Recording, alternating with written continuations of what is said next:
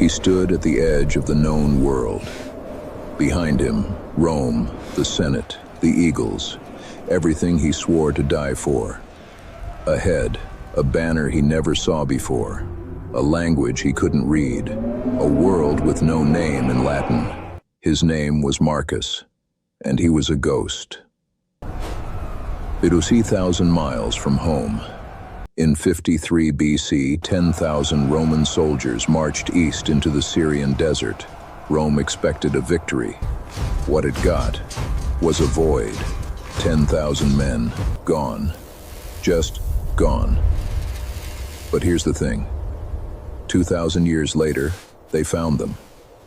Not the weapons, not the armor, the faces. In a tiny village on the edge of China, the children still carry Roman eyes. He looks just like them. So the question isn't how they died. It's how they survived. Before Marcus ever saw the desert, there was a man who sent him there. His name was Marcus Licinius Crassus, and he had a problem. He had the gold. He had the power. He had the title. What he didn't have was a war. Rome warned him. His own generals warned him. The Senate told him the eastern desert was a trap, that the Parthians fought differently, that they didn't stand and face you. They circled you. They wore you down. Crassus didn't listen. He took 7 legions, 40,000 men. He marched them east into Syria, into the hottest, driest stretch of land Rome had ever touched. And in 53 BC, at a place called Carrhae, the desert swallowed them. The Parthians didn't charge. They didn't need to. They rode circles around the Roman formation and shot, again and again, until the shields broke, until the lines broke, until the men broke. 20,000 Romans died that day. But here's what history books skip past. 10,000 didn't die. They surrendered. The Parthians marched them to the eastern edge of their empire, modern-day Turkmenistan, the edge of the ancient world. Rome assumed they died there, slaves, forgotten. But 17 years later, a Chinese military scribe wrote something down, something that made no sense. Something that had no business being in a Chinese military record. 36 BC, 17 years after Carrhae. A Han Dynasty general named Chen Tang stood on the banks of the Talas River, deep in Central Asia, and stared at something he couldn't explain. Mercenaries, but not like any he had seen before. They fought for a Xiongnu warlord named Jiji, an enemy of China, a man who collected broken armies the way other men collected horses. These men, whoever they were, fit right in. When the battle started, the mercenaries did something no army in Asia had ever done. They locked their shields together, not side by side, over each other, like scales on a fish. Chen Tang's scribes wrote it down, word for word. They called it the fish scale formation. But that formation had a Roman name, the Testudo, the tortoise. Rome used the Testudo to advance under arrow fire, shields above, shields beside, no gaps, no weak points. It was uniquely Roman. No army in Central Asia used it. No steppe warrior. No Xiongnu fighter. Nobody, except the men trained on the hills of Italy. So how did a Roman formation end up in a Chinese battle record? Look at the map. Carrhae to Jiji. 2,500 miles. On foot. Through desert. Through steppe. Through territory with no roads and no mercy. But somebody walked it.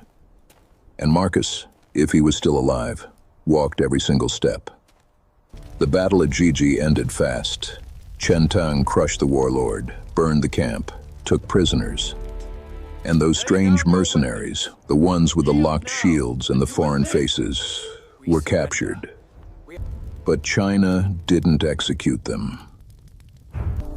It gave them a village.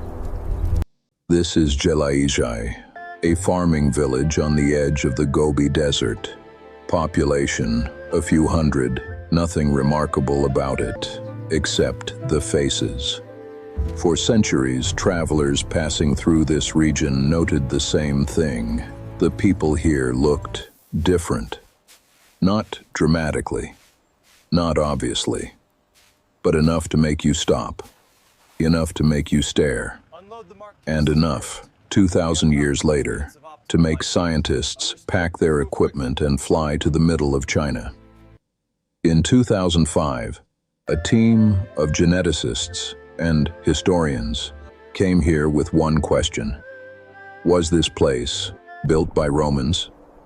The village's ancient name gave them reason to think so. Liqian. In Old Chinese phonetics, Liqian was the closest sound a Chinese tongue could make to one foreign word: legion. The scientists took DNA samples from the villagers with the most distinctly European features. They ran the tests, and the results divided the scientific world.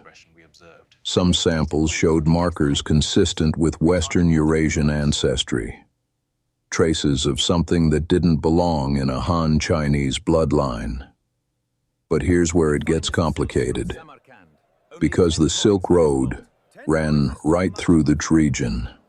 For 1,000 years, Greek merchants, Persian traders, Roman envoys, they all passed through Central Asia. They camped, they stayed, some of them never left. So the European DNA in Liqian could mean one lost Roman army found a home here. Or it could mean 2,000 years of trade routes left fingerprints on a gene pool. The DNA alone can't tell us which. The archaeologists dug beneath the village. They found a rectangular burial site, aligned east to west.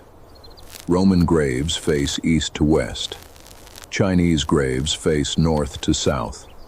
They found traces of a wooden palisade surrounding the ancient settlement. Romans built palisades. It was standard field engineering, taught to every legionary on his first day of training. None of this proves anything, but none of it is nothing either. And somewhere out in that desert, if you believe the theory, Marcus stopped walking.